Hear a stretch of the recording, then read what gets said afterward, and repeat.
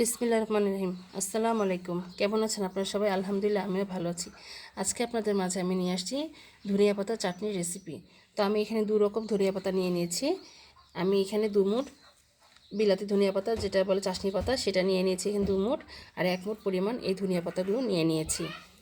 আর লাগবে এখানে তেঁতুলের কাত। আমি একটু তেঁতুল নিয়ে এখানে গুলিয়ে রেখেছি একটু সামান্য একটু পানির মধ্যে, বিচিগুলো ফেলে দিয়েছি।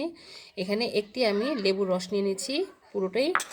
আর লাগবে এখানে চিনি 1.5 চামচ পরিমাণ। এখানে একটি রসুন আছে, আমি এভাবে একটু স্লাইস করে কেটে নিয়েছি। 3টি লাল কাঁচামরিচ নিয়েছি, আপনারা চাইলে শুকনো মরিচটা দিতে পারেন। আর স্বাদ মতো লবণ লাগবে। তাহলে চলুন আপনাদেরকে এটা তৈরি করে দেখাই। এখন আমি ব্লেন্ডারের কাছে চলে আসছি। এখন আমি প্রথমে যে ধনিয়া পাতাগুলো আছে সেগুলো এটার মধ্যে দিয়ে দিব। এগুলো সবগুলো দিয়ে দিব। আমি এটাকে দুবারে করব, একবারে করা যাবে না। আর এখানে আমি 2টো কাঁচামরিচ দিয়ে দিচ্ছি। আমি এগুলোকে সবগুলো পেস্ট করে তারপরে মিলিয়ে নেব। আর লাগবে এখানে পরিমাণ করে চিনি, লবণ, রসুন কুচিগুলো দিয়ে দিচ্ছি। এখানে দিয়ে দিলাম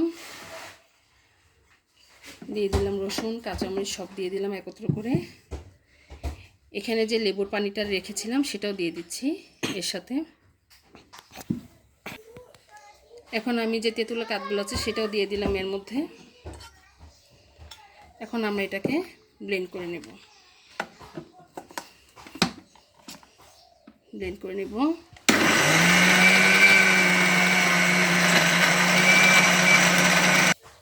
আমরা এখন বাকি পাতাগুলো দিয়ে দিয়েছি। এখন এগুলোকে আমি আবারও ব্লেন্ড করে নিব। আমাদের এটা ব্লেন্ড করা হয়ে গিয়েছে। এখন আমরা এটাকে ঢেলে নেব। ঢেলে নিলাম। তৈরি হয়ে গেল আমাদের মজাদার ধনিয়া পাতা চাটনি রেসিপি। মাশাআল্লাহ, আলহামদুলিল্লাহ, দেখুন দেখতে কত ভালো লাগছে। এটা খেতেও ভীষণ মজা। এই চাটনিটি আপনারা পুরি, তারপরে বেগুনি, আলুর চপ, পেঁয়াজু, এটার সাথে খুব ভালো জমে যায়।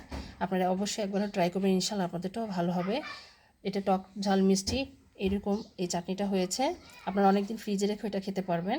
একটা এয়ারটাইট ছোটো বক্সে রেখে দিলেও অনেক দিন সংরক্ষণ করে এটা খাওয়া যায়। তো আমার এই রেসিপিটা আপনাদের কাছে কেমন লেগেছে আমাদেরকে অবশ্যই কমেন্ট করে জানাবেন। আর আমার জন্য দোয়া করবেন, আমি যেন আপনাদের মাঝে আরও নতুন নতুন রেসিপি নিয়ে আসতে পারি। তো আজ এই পর্যন্তই। আপনারা যে যেখানে আছেন ভালো থাকেন, সুস্থ থাকেন। আল্লাহ হাফেজ।